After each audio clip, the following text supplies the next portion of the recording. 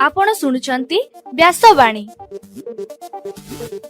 जनगण मन अधिनायक जय हे भारत भाग्य विधाता। पंजाब सिंधु गुजरात मराठा द्राविड उत्कल बंग। विंध्य हिमाचल यमुना गंगा उच्छल जलधि तरंग। तब शुभ नामे जागे तब शुभ आशीष मागे। गाए तब जय गाथा जनगण मंगलदायक जय हे भारत भाग्य विधाता। जय हे जय हे जय हे जय जय जय जय हे। या कुंदेन्दु तुषार हार धवला। या शुभ्र वस्त्रामृता। या वीणा वरदंड मंडित करा। या श्वेत पद्मासना। या ब्रह्मा श्रुत शंकर प्रभृति देवै सदा वंदिता। सा मां पातु सरस्वती भगवती। निशेष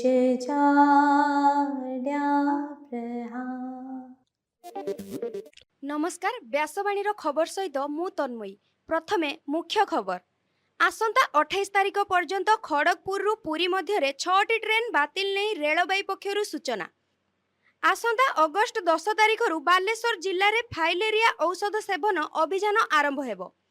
राज्यर विभिन्न स्थान में वज्रपात जोगु 10 जनक मृत्यु। सबु सरकारी विद्यालय रे सीसीटीवी कैमेरा लगाजिबो बोली स्कूल और गणशिक्षा विभागर निष्पत्ति। राज्य में 56टी नुआ अदालत खोलिबा नहीं सरकार निष्पत्ति नेले। प्रधानमंत्री नरेंद्र मोदी को 4 दिनिया ब्रिटेन और मालदीव गस्त आरंभ। भारत और इंग्लैंड मध्य चली चतुर्थ टेस्टर प्रथम दिन में 4 विकेट हराई भारत करिछि 264 रन। एवं आज 19टी जिले में वज्रपात सह वर्षा हेबा नहीं पाणीपाग विभागर सतर्क सूचना। एबे संपूर्ण खबर। खड़गपुर और पुरी मध्य तृतीय रेल धारणा बिछाइबा कार्य चालुथिबारु गतकाली ठारू 28 तारिख पर्यंत 6टी ट्रेन बातिल होईछि। तेणु खड़गपुर और पुरी मध्य एक स्वतंत्र ट्रेन चलाचल लगी दक्षिण पूर्व रेल जोन रो चीफ ऑपरेटिंग मैनेजर चिठी लिखिथिले। एक स्वतंत्र ट्रेन बालेश्वर रु राति 11टारे छाड़ी खड़गपुर रे 1:30 मिनिट और खड़गपुर रु राति 2:30 मिनिट रे छाड़ी बालेश्वर रे 4:45 मिनिट रे पहुंची जिवो बोली जणा जाईछि। एही ट्रेन केवल गत 22 तारिख रु आसंता 28 तारिख पर्यंत चलिबा नै सूचना मिलिछि।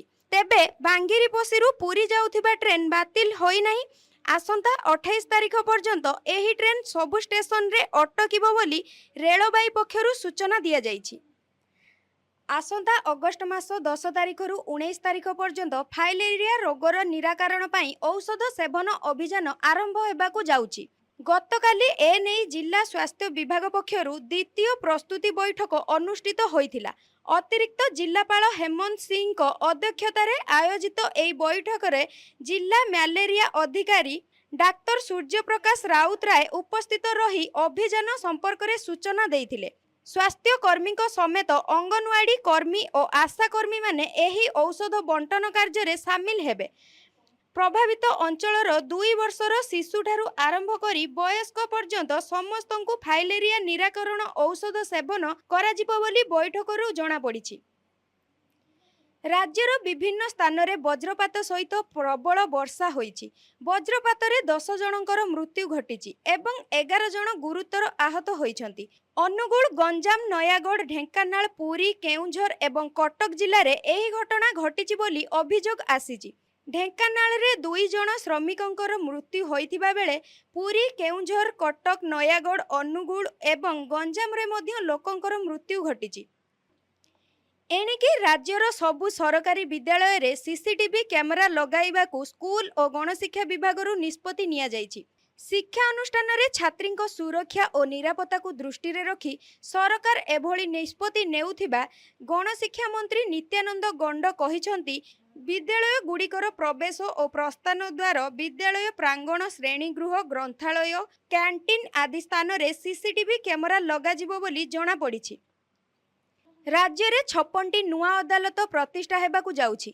जनसाधारण को तुरंत न्याय प्रदान करने लक्ष्य रखी सरकार एही निष्पत्ति नेइथिबा जणा पड़िछि।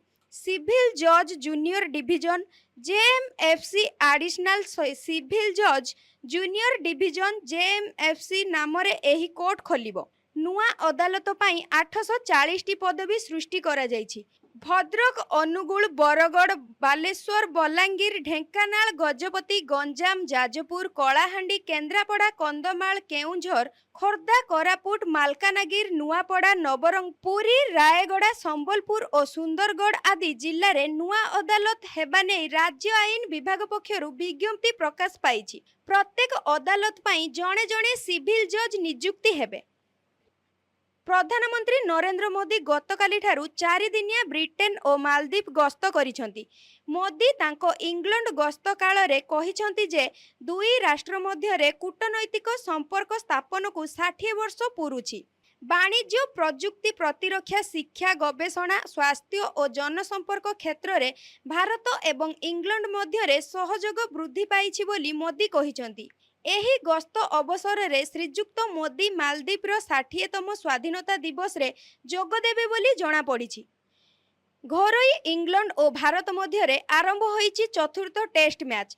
एही गुरुत्वपूर्ण मुकाबिला रे भारत प्रथमे बैटिंग करी 4 विकेट हराई 264 रन संग्रह करिछि। द्वितीय अधिवेशन आरंभ हेबार 4 ओभर मध्य रे भारत प्रथम विकेट हराइथिला। दलीय स्कोर 94 बेले राहुल व्यक्तिगत भावे 46 रन करी प्रथमे आउट होइथिले। एहा परे बैटिंग करबाकू आसीथिबा साई सुदर्शन मध्य साहसर सह इंग्लैंड बॉलरको मुकाबिला करिथिले। एबे पाणीपाग खबर। उत्तर बंगोपसागर रे सक्रिय घूर्णिबलय प्रभाव रे आसंता 24 घंटा रे एक लघुचाप क्षेत्र सृष्टि हेबो। एहार प्रभाव रे 27 तारिख पर्यंत प्रबल वर्षा हेबो। गतकाली अपराह्न रे भुवनेश्वर समेत राज्यर विभिन्न अंचल रे बिजुली घड़घड़ी सह प्रबल वर्षा होईछि। भुवनेश्वर रे सबुठु अधिक 70 मिलीमीटर वर्षा होइथिबा बेले दारिंगबाड़ रे 62, छत्रपुर रे 42.6, खोर्धा 21 एवं पारलाखेमुंड रे 20.4 मिलीमीटर वर्षा होईछि। आसंता 24 घंटा मध्य मयूरभंज, केउंझर, मालकानगिर एवं कोरापुट जिला को प्रबलरू अति प्रबल वर्षा नहीं सतर्क सूचना दिया जाइछि। सेहिपरि अन्य केतेक स्थान रे वर्षार संभावना को नहीं सतर्क रहिबाकू परामर्श दिया जाइछि। आसंता 25 तारिखरू वर्षा परिमाण बढ़िबो बोली पाणीपाग केन्द्र पक्षरु सूचना मिलिछि। एबे आसंतु सुनिबा आजिर स्वास्थ्यवाणी। नियमित भावे कंचा हलदी शरीर में लगाइबा द्वारा विभिन्न प्रकार चर्म समस्या दूर हुए एवं त्वचार सौंदर्य बढ़े। हलदी आम शरीर को सुस्थ एवं निरोग रखिबारे सहायक होइथाए। आजिर खबर को एइठी रखुछु। नमस्कार।